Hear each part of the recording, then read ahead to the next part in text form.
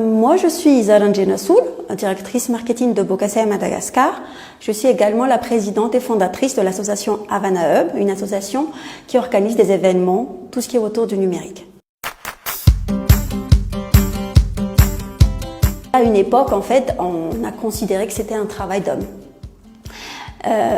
Ce qui fait que malgré le fait qu'on fait des sensibilisations sur cette partie-là, il y a toujours je dirais, cette façon de voir, de croire que c'est un métier qui est fait que pour les hommes.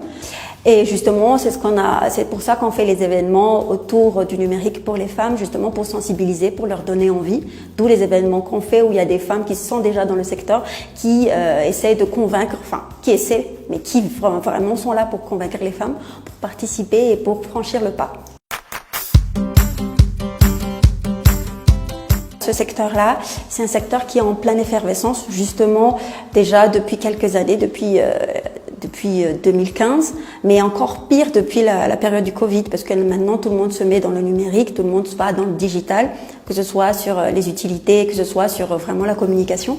Concrètement, oui, comme je disais, moi je suis dans le secteur depuis quelques années, que ce soit sur mes activités associatives, que ce soit sur mon travail, et ça s'est ressenti sur les événements que nous faisons, et même dans les universités et centres de formation. Oui, ça a vachement évolué, mais pas autant qu'on souhaiterait.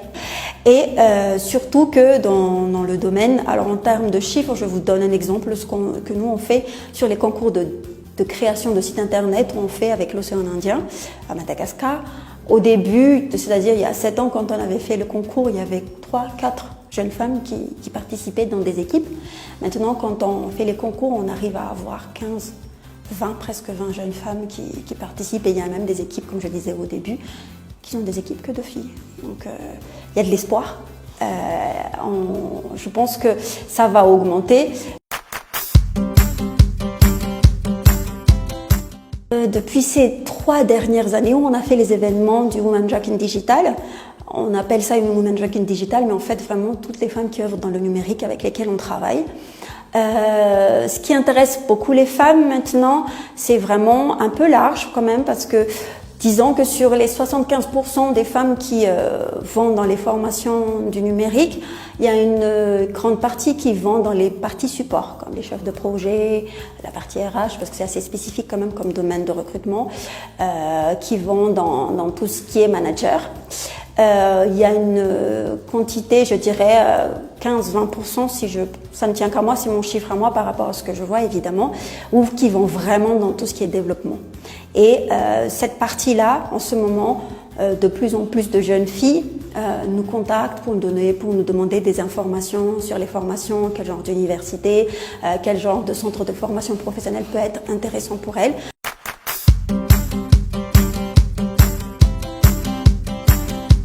Alors, il y a beaucoup de formations, de centres de formation et d'universités. Il ne faut pas croire qu'il n'y en a pas.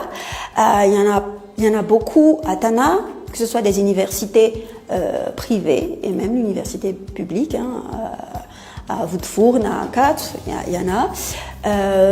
Dans les provinces, spécialement, tout ce qui est développement informatique, par exemple, se trouve à Fenaratsu avec l'EMIT, l'ENI et d'autres formations. Et puis, il y a les centres des universités vraiment privées qui vont vraiment dans l'ingénierie informatique. Il y en a à Madagascar, il y en a beaucoup à Tana. Qui sont intéressants, et même maintenant il y a des centres de formation professionnelle qui vont dans ce domaine, notamment sur les reconversions professionnelles dans le domaine du numérique. Que ce soit les universités privées, même les universités publiques et les centres de formation incitent beaucoup les femmes. Il y a même des communications où ils font vous êtes femme, vous êtes intéressée, parce que justement on a cette conscience qu'il y a du potentiel que les femmes peuvent apporter dans ce domaine, spécialement par exemple sur les petits détails où c'est purement féminine. Ces parties-là, en fait, on a rencontré en fait que ça apporte un plus dans ce secteur, et on incite beaucoup les femmes à participer. Ça s'est ressenti par exemple sur des événements où on tourne autour de la femme sur le secteur numérique. Et aussi, vous remarquerez qu'il y a beaucoup d'associations d'ONG qui font des événements numériques ou digitales qui sensibilisent les femmes à aller dans ce domaine-là. Je pense que Que ce soit femme ou homme, ça dépend de la motivation, ça dépend de comment la femme, elle veut se démarquer. Donc parfois, je trouve ça très, pas péjoratif, mais pas valorisant pour une femme, par exemple, quand elle devient lead et on dit « Ouais, mais c'est un travail difficile, c'est exceptionnel ce que vous faites », alors que non, pas du tout. C'est un travail comme un autre et que la femme, elle montre sa capacité à faire le travail. Donc c'est pas qu'elle soit exceptionnelle, c'est qu'elle fait son travail naturellement.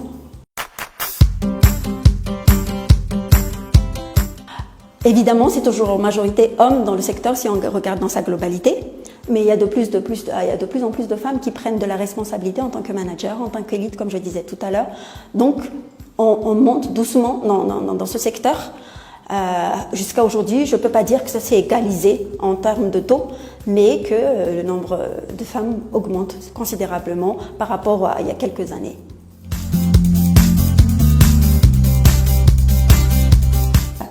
Franchissez le pas, c'est un travail qui est très intéressant. Le numérique a beaucoup à offrir à notre ère, justement, et depuis ces quelques années, je dirais les 5 dernières années, et ça s'est encore amplifié avec la période de la Covid. Vous avez bien vu le nombre d'outils digitaux qui se sont manifestés, qui se sont créés. Maintenant, tout le monde va dans tout ce qui est web, tout ce qui est mobile. Il y a du travail, il y a vraiment du travail. La femme a apporté là-dedans. Allez dans les associations, dans les communautés, renseignez-vous, il y en a plein maintenant à Madagascar. Ne restez pas juste cantonnés dans les réseaux sociaux où on s'amuse. Entrez plus dans les communautés, dans ces groupes-là, renseignez-vous, mettez-vous dans ce domaine, franchissez le pas, ayez le courage. Parce que tout est question de courage et enlever dans la tête que c'est un travail qui est fait que pour les hommes.